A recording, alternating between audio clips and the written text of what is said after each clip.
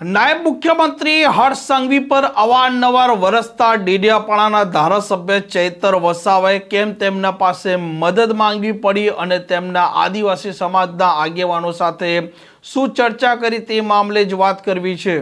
વૈષ્ણવજન તો તેને કહીએ જે પીડ પરાઈ જાનાને રે।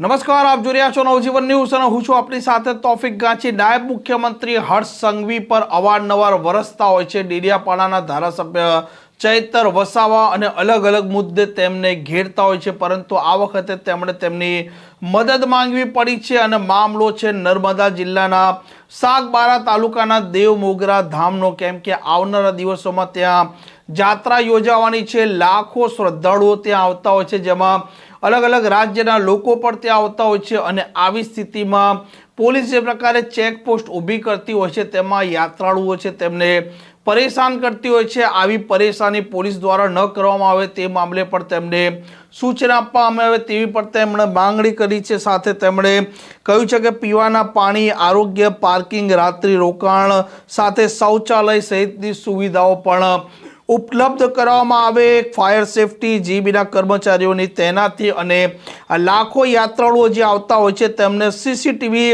કેમેરા લગાવી મોનિટર કરવામાં આવે, જેથી કરીને તેમની સુરક્ષા જળવાય અને સંબંધિત વિભાગના તમામ અધિકારી અને વહીવટી તંત્ર પણ અહીંયા હાજર રહે, તેમના અધિકારીઓ હાજર રહે, જેથી કરીને લાખો શ્રદ્ધાળુ છે તેમને કોઈ પણ પ્રકારની અસુવિધા ઊભી ન થાય તેવી પણ તેમણે નાયબ મુખ્યમંત્રી હર્ષ સંઘવી પાસે માંગ કરી છે। આ મામલે તેમણે પત્ર પણ લખ્યો છે અને આદિવાસી સમાજના જે આગેવાનો છે તેમના સાથે પણ તેમણે આ મામલે ચર્ચા કરી હતી અને બાદમાં પત્ર લખ્યો છે।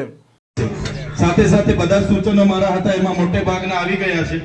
બે ત્રણ સૂચનો છે તો આમસે દાદા આપણે તમે પણ મહારાષ્ટ્ર પ્રશાસનને કહેજો આ પોલીસ બાબતે। અમે પણ ગુજરાતના એસપી આપણા વડોદરા રેન્જના આઈજી સાહેબને અમે પણ કહીશું, નર્મદાના એસપી સાહેબને પણ કહીશું કે આ યાત્રા દરમિયાન જે જાત્રા છે દરમિયાન કોઈ પણ શ્રદ્ધાળુને અહીંયા આવતા હોય એમને કોઈને પણ હેરાનગતિ ના થાય એ પ્રકારનું મહારાષ્ટ્ર પ્રશાસનને અહીંયા ઉપસ્થિત તમામ વડીલો તમે પણ રજૂઆત કરજો, લેખિત પણ કરજો, મૌખિક પણ કરજો। અમે પણ ગુજરાત પ્રશાસનને રજૂઆત કરીશું।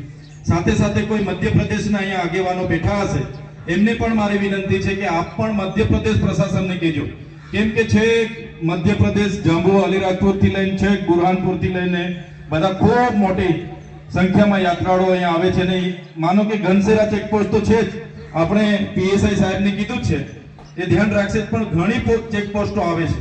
આ બાજુ પણ દાહોદથી ઘણા લોકો આવે છે, એટલે આપણે પ્રશાસનને સરકારને ધ્યાન દોરવું પડશે કે આ પ્રકારના કોઈ પણ હેરાનગતિ અમારા સમાજના શ્રદ્ધાળુ જે પણ આવે છે એમને નહીં થાય એ આપણે બધાએ ત્રણેય રાજ્યોમાં પ્રશાસનને ધ્યાન દોરવું પડશે। બીજું કે લાખોની સંખ્યામાં લોકો અહીંયા આવવાના છે અને કેટલા લોકો પર પોતાની ગાડીઓની વ્યવસ્થા હશે, કેટલાક લોકો આવવા પણ માંગતા હશે તો ગાડીઓની વ્યવસ્થા નથી હોતી, ત્યારે આપણે એસટી નિગમને પણ કહેવું પડશે કે આ જાત્રા દરમિયાન ગુજરાતના એસટી નિગમને પણ આપણે કહેવું પડશે, મહારાષ્ટ્ર પ્રશાસનના એસટી નિગમને પણ કહેવું પડશે અને મધ્યપ્રદેશના એસટી નિગમને પણ કહેવું પડશે। ગુજરાતમાં દાહોદથી લઈને તમામ અંબાજીથી લઈને તમામ આદિવાસી બેલ્ટમાં બસોની વ્યવસ્થા, રૂટ બનાવે, એ વિસ્તારોમાંથી દેવમોગરા આવવાના અને દેવમોગરામાંથી એ વિસ્તારનો રૂટ બને એ પ્રકારની આપણે રૂટ બનાવીને એસટી નિગમને પણ રજૂઆત કરવી પડશે। એ જ પ્રકારે મહારાષ્ટ્ર પ્રશાસનને પણ આપણે કહેવું પડશે, એ જ પ્રકારે મધ્યપ્રદેશ પ્રશાસનને પણ આપણે કહેવું પડશે। આ મારું સૂચન છે। બીજું, ગયા વર્ષે અમે અહીંયા હતા, ભંડારો પણ હતો, ત્યાં બેઠા હતા તો પેલા અખાડાવાળા જે લોકો આવેલા ને ઉઘરાવાવાળા લગભગ 3 થી 4 ટુકડીઓ આવી ગયેલા, મહારાષ્ટ્રમાંથી હતા, મધ્યપ્રદેશમાંથી હતા, ગુજરાતમાંથી પેલા કિન્નર બેનો આવે છે ને, એટલે એટલા બધા આવી ગયેલા કે પેલા દુકાનવાળાઓ બધા આખો મોરચો લઈને મને રજૂઆત કરવા માટે આવ્યા કે સાહેબ કલાકે આવે છે તો મારે ટ્રસ્ટ ગણ અને આપણે બધાએ વિચારવું પડશે ને એમને બી કહેવું પડશે। મહારાષ્ટ્રથી પણ આવે છે, મધ્યપ્રદેશથી, જિલ્લા વાઇઝ બધા એટલા બધા આવે છે કે દુકાનવાળાઓ પરેશાન થઈ જાય છે, તો એ અખાડાવાળાઓને પણ આપણે કહેવું પડશે, પીઆઈ સાહેબ આપણે એમને પણ ધ્યાન દોરવું પડશે પ્રશાસનને કે આ કયા અખાડાવાળા આવે છે, ક્યાંથી આવે છે અને એમને કેટલા આપવાના નહીં આપવાના આપણે નક્કી કરવું પડશે। કેમ કે ગઈ વખતે તો અહીંયા બબાલ થયેલી ચોકડી પર જ અહીંયા લડાવા લાગ્યા હતા, પહેલા મહારાષ્ટ્ર વાળા અને ગુજરાત વાળા અને મધ્યપ્રદેશ વાળા. તો આ પણ મારી વિનંતી છે કે એના પર પણ આપણે ધ્યાન આપીશું. અને ખૂબ સારું આયોજન કર્યું છે. તમારા બધાના સૂચનો પણ નોંધ કરવામાં આવશે.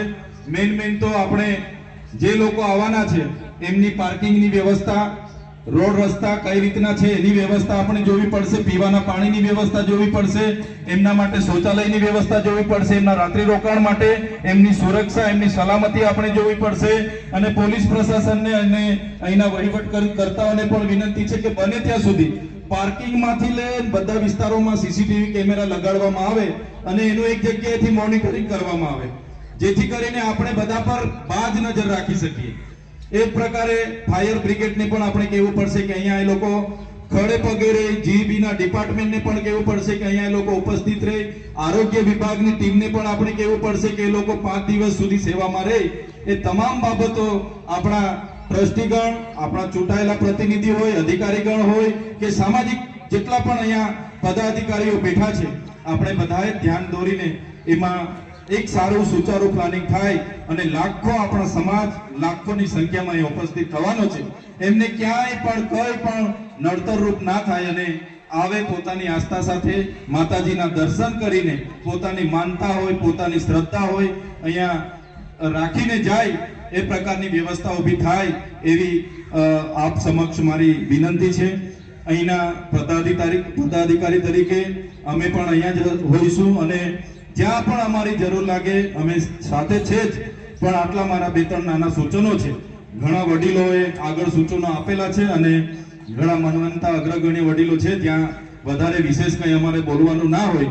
પણ આજે તમે અમને આમંત્રિત કર્યા છો અને તમારા પરથી પણ ઘણું અમને જાણવા મળ્યું. અમારા પણ 2-3 સૂચનો અહીં મૂક્યા છે અને એમાં શું કરી શકાય એ તરફ આપણે બધા વિચારીશું. આ જ વાત સાથે વધારે સમય હું નથી લેતો. આજે સૌ અહીં પોતાનો સમય આપી આ પ્રકારના સમાચાર માટે નવજીવન ન્યૂઝની આ ચેનલને લાઇક, શેર અને સબસ્ક્રાઇબ કરવાનું ભૂલતા નહીં. નમસ્કાર.